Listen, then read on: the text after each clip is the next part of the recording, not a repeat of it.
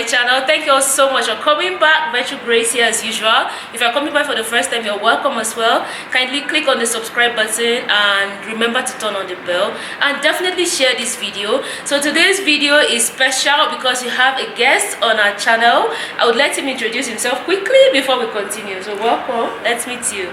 Thank you for having me. Thank you for coming. Yeah, for those who know me, I'm GOBLACK2AFRICA. This is your man, not your boy. GOBLACK2AFRICA. All right. Yeah, that's who I am. Okay. I'm a YouTuber, if you want to call it that. I think I'm too old to say YouTuber. 54 years old, and now I'm out here traveling, showing my experience throughout the continent of Africa. And so I've been doing this ever since October last year. October? Yeah. Okay, interesting. So how did it all start? It started the idea started last year. Well, I must say, not necessarily. I started the YouTube channel last year, but about 4 years ago, when it came to Africa my first time, went to Ghana, and I had so much footage, and then I went to Senegal and Gambia, and I had more footage that I said I have to, share this with the world. I just cannot sit on it. I can't just, let it just sit dormant. And so last year, 4 years later, I decided, let me go ahead and put this out there, and that's when I created my channel. Okay, interesting. So, what brought you to West Africa? Because you've mentioned Ghana, Senegal, and the Gambia. So, what informed the idea of going to West Africa?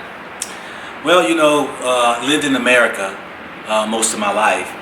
And with the transatlantic slave trade and all that there, of course, you have this connection with West Africa.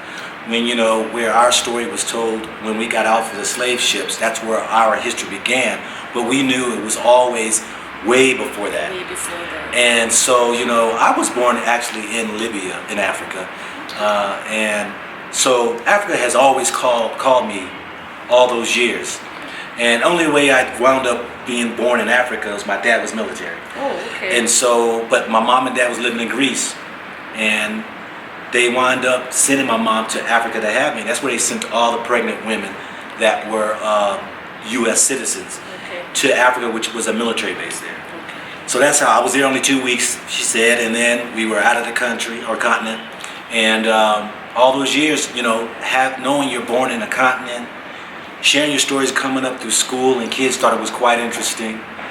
Africa's always called me. So it was those two things, trying to find our beginning, and just trying to bring it all together. Yeah. Okay. So there's something you mentioned, about Africa has always called you. Africa has always called you.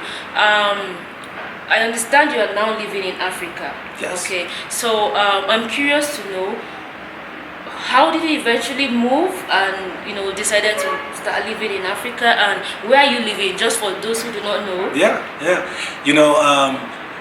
Every time I've come back to Africa, it was harder to leave. It was like, why am I going back to this crazy place that's called America? Crazy? Yes, it's crazy. It's crazy, and people know what I'm talking about. For those who are on your channel from America, or those who even visited America for at least a stint of time, to just get an understanding of what you have to go through in order to either succeed or make it in life as an African. And so each time I came back to Africa, it was that much more challenging. And so last year, I decided I was going to leave America during the winter time, because it gets very cold in certain areas. And so I was only supposed to be gone until April this month actually. But when I came back, I went back to Ghana, visit some of my friends and family, that I have an adopted family who adopted me there in Ghana. But I went there to Ghana, and then I decided to go over to Rwanda and Kenya. You were just traveling across Africa, enjoying it. Oh, enjoying it, And I think that each country I go into and see the beauty of it, and the great cultures, and the differences that we have never experienced before, it just motivates me to go to the next country, Exactly. And it's just like a non-stop. And so my wife came to join me over in December, and so she came for 3 weeks and then went back to America. And during that time while she was here, I had the hardest job to tell her I was not coming back. I can imagine how. Okay, I can imagine how that was like. Oh yeah. Okay, but you did tell her. I told her. We had the conversation. But my wife is a very special lady, and she understands my heart, and she knows how I am as a man, and so she never has to worry about me when it comes to me being out there long distances and stuff like that. You know, she knows I'm a upright, standing man, and I'm obligated to one that's higher and greater than myself. So I can always be out afar, and yet she knows I'm still near and dear to her heart. So as far as where I live and chose to live, I'm in Tanzania right now. That I chose to go ahead and put on the brakes because of the COVID thing. You know, because Tanzania was the only country that, you know, was not doing the whole lockdowns and masks and washing hands. And so I decided to stay there, kind of watch what's going on in some other African countries, and kind of see, you know, where this whole thing's going to go and when it's going to rest, and then I'll continue on my journey. So yeah, that's where I am, Tanzania. But I'm in Ethiopia right now. Yeah, we are in Ethiopia. Yeah. So you know, when you said something about, you know, going each time you came to Africa and you had to go back to crazy America, you know, you felt bad and all. I found that, you know, because for us in Africa, you know, continental Africans, it's always a dream of everybody to leave Africa. You know, I just have to leave. America is the promised land. Europe is it. I have to go. But here it's someone who has lived in America saying he preferred staying here. So what are the things that you saw in Africa that really made you want to, you know, keep coming back, want to stay? And that might also maybe help some, you know, some of our kinsmen who want to go to America. So what was it that you saw in Africa that really made you want to stay? What I saw in Africa that really intrigued me was the opportunity. There are more business working people who are entrepreneurs in Africa that I've ever seen. Going in America, where most people, like you said, are, you know, we're crossing over Atlanta, going into Africa, and there's Africans trying to get over into. So we're going across in ways, and it's because we come out of a place that's the grind, meaning that we work so hard, but it feels like you're not getting anywhere. Is you do all the proper steps, you do all the hard work, you might do your schooling and all that there, but then you find out your European counterpart or some other nationality is getting paid more than you are. You may be overlooked for positions, you know, so you never will ever know, can you reach your full potential. Africa, the work and energy we put in America, just to come here, we could do that. And, you know, America says the sky is the limit. In Africa, there is no limit. No limit. There is no limit. No limit. No, I like that. Yeah. You can work as hard as you want and go and push as hard as you want here in Africa. And I call it the potholes and the obstacles in your path in America because of a European system that keeps us from really advancing to the place we really should be. And so it was always in the back of my mind, have I reached my full potential? And I know America never gave me that chance. I bet. Yeah. So I like the fact that for you said there are a lot of opportunities here, like it's limitless, you know, businesses, things you can do here, and you know, just for me, I also say that sense of community that we get to share as Africans. You know, we are here in Ethiopia, and it's easy for you to actually get invited by somebody to say, oh, come over, let's have lunch. I've heard that a lot. You know, people are willing to show you hospitality, that you know that you can actually reach out to someone and get the assistance. Do you always have that? Right. Maybe in America or in Europe? That was. I mean, I've not been there. Right. The other side of what the draw is, I think, as far as the pros of Africa, is the people, the culture, the family network that I found that was different than over in America. It's because, you know, everybody's become so distant. It's every man for himself, and that's the capitalistic way that, you know, that the system has brought people to be. You know, here you will have people invite you to eat out of their own plates and bowls and whatever, you know, sit down and have a unity together. You don't find that over there in America. And so that was one of the things that really opened my eyes up to when I came to Africa. It's just the genuine love that you have from the people that are willing to invite you in and be part of the family. Right. Right, so that's very important. So you know why you should come to Africa, because these are some of the things you get to experience in Africa which no other part of the world might offer you, especially the West. You've been in Tanzania for how long? Since January, so I'm working on about 3.5 months. 3.5 months. So yeah. How has the experience been like? How has Tanzania been for you so far? It's been great. I mean, because I've really tried to saturate myself into the people, with the culture, and I've been actively involved in learning, Swahili, and it's been great, because I try to stay away from the areas where, tourists are and, where a lot of the expats kind of congregate and stuff. I really want to feel like I'm in Africa. Exactly. And so it's really, really great. And that's important for me as well. When I travel, I like to immerse myself in the culture, like to mingle with the people. That's why I travel, It's unfortunate that we had a sad incident in Tanzania about the passing of the president. Yeah. I actually want to go to Tanzania. I felt so bad that I didn't get to visit Tanzania when His Excellency late President Magufuli was still alive. Yeah. But I just want to get a sense of how has that impacted the people of Tanzania. I just want to get a sense of that, and other people would also like to. Yeah. Majority of the people there, when the passing of Magufuli had happened, I was there on the ground during the morning. And people were mourning, and people were really hurt because the contributions he did to that country, the changes that he made, it's unbelievable about the amount of respect that people really, gave him.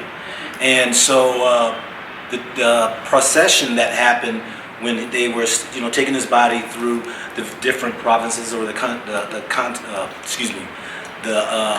counties.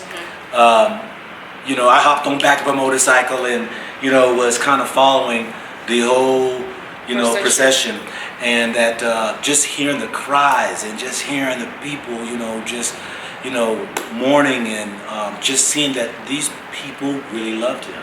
And so me being there, I was glad I was there because he was the only man who stood up to the West and was not going to follow suit what the rest of the world did. And I thought that was heroic.